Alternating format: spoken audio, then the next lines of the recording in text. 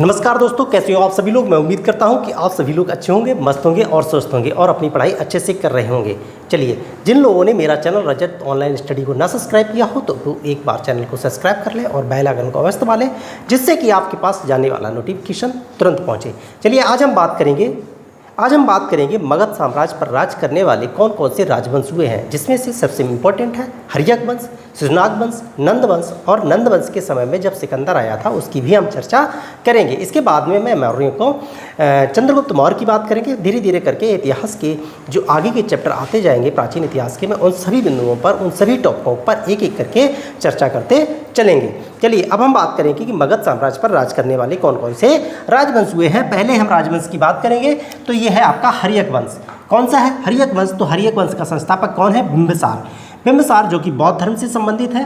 बिंबिसार का जो शासनकाल रहा है 542 ईसा पूर्व से लेकर के 492 ईसा पूर्व, जिसकी राजधानी क्या थी? राजगृह थी। इंपॉर्टेंट है कि बिंबिसार ने अपनी राजधानी कहाँ बनाई थी? तो बिंबिसार ने अपनी राजधानी राजगृह बनाई थी।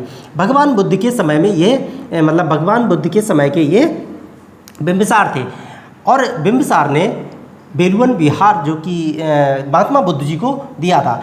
बिंबिसार ने 3 शादियाँ की, जिसमें से अपने क्षेत्रीय विस्तार के लिए, अपने साम्राज्य का विस्तार करने के लिए कौन सी मुख्य 3 शादियाँ की थी? तो लिच्छवी की जो राजकुमारी है चेलेना के साथ में, और प्रसेनजित की बहन जो महाकोसला उसके साथ में शादी की, और तीसरी है मध्य देश की राजकुमारी क्षेमा के साथ में।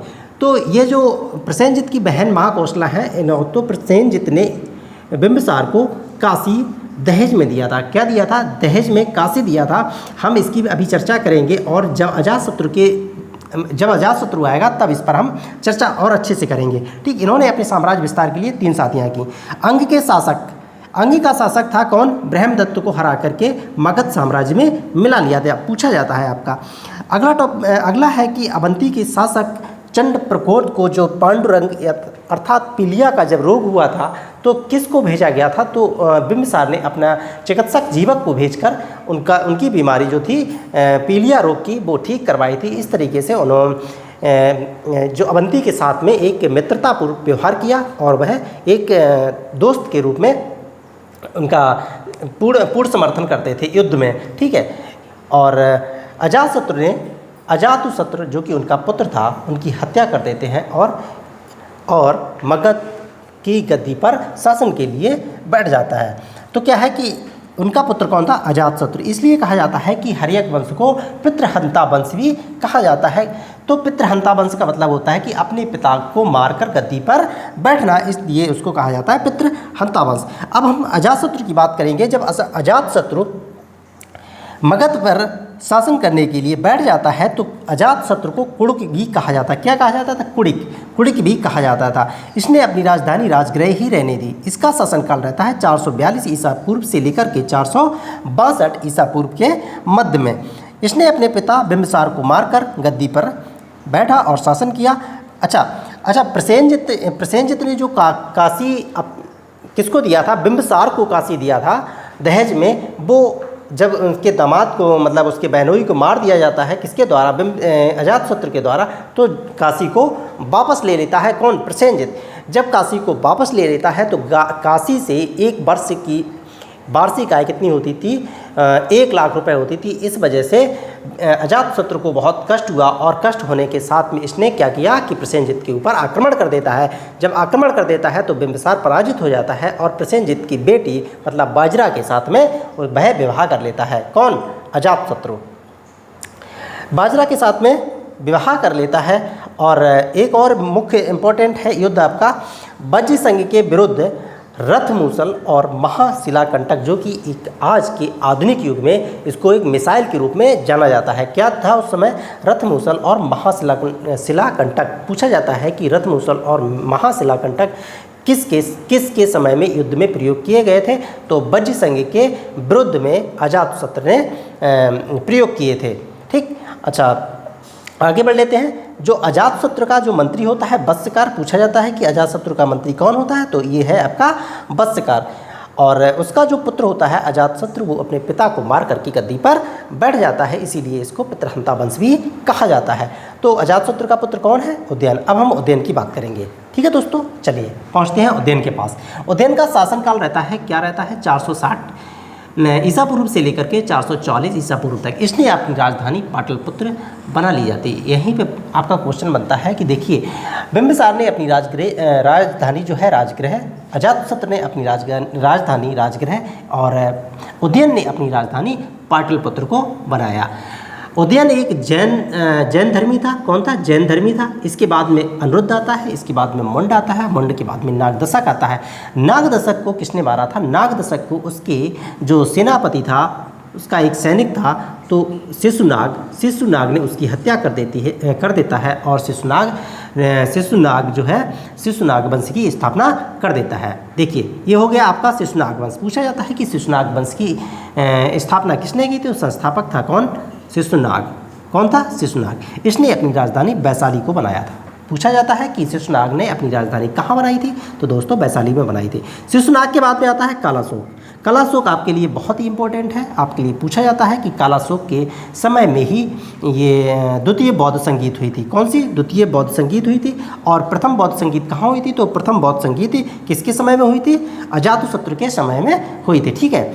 और द्वितीय बौद्ध संगीत में क्या होता है? महासंगिक और स्तरवीर दो महासंघ अलग अलग हो जाते हैं। इसके शिशुनाग के बाद में कालाशोक आता है। कालाशोक के बाद में आता है नंदीवर्धन। ठीक, नंदीवर्धन को किसने मारा? महापद्म नंद ने मारा। किसने मारा था? पूछा जाता है कि नंदवर्धन को किसने मारा? तो महापद्म नंद ने मारा था और एक नंद वंश की स्थापना करता है। तो पूछा जाता है नंद वंश का संस्थापक कौन है? तो आपका महापद्म नंद। कहा जाता है कि इसकी उपाधियों में कलिका अंश इसको कहा जाता है, क्षत्रियों का नाश करने वाला कहा जाता है और परशुराम का अवतार भी कहा जाता है। महापद्म नंद के बाद आता है उसका बेटा कौन? धनानंद। दोस्तों कौन आता है? धनानंद। इसी के समय में सिकंदर ने आक्रमण किया था।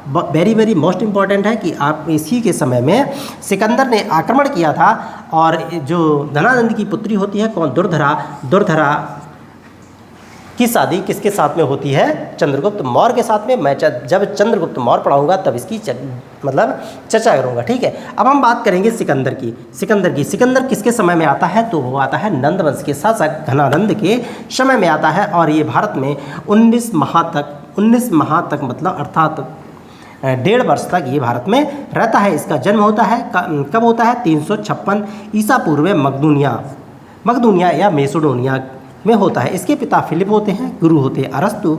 और इसने भारत पर आक्रमण कब किया था? 326 ईस्वी में। पूछा जाता है कि सिकंदर ने भारत पर आक्रमण कब किया? तो दोस्तों 326 ईसा पूर्व में ये आक्रमण करता है। जब ये आक्रमण करता है तो भारत पर शासन कौन करता है? तो ये है कौन? धनानंद शासन करता है।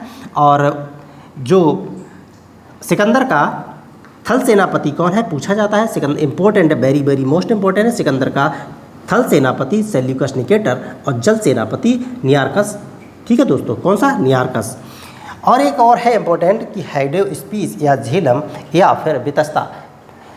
झेलम का ही पुराना नाम वितस्ता है, इसीलिए पूछा जाता है हाइड्रोस्पीस का युद्ध और या फिर झेलम का युद्ध या फिर वितस्ता का युद्ध दोस्तों कब किसके साथ में होता है? तो पूर्व के राजा पोरस के साथ और सिकंदर के मध्य ये युद्ध होता है और पोरस पराजित हो जाते हैं और सिकंदर जीत जाता है। और जीतने के बाद में ये जब वापस लौटता है तो इसने दो शहरों की स्थापना करता है। 2 शहरों में कौन कौन से हैं? निकैया एक होता है और दूसरा होता है बहुकेफला।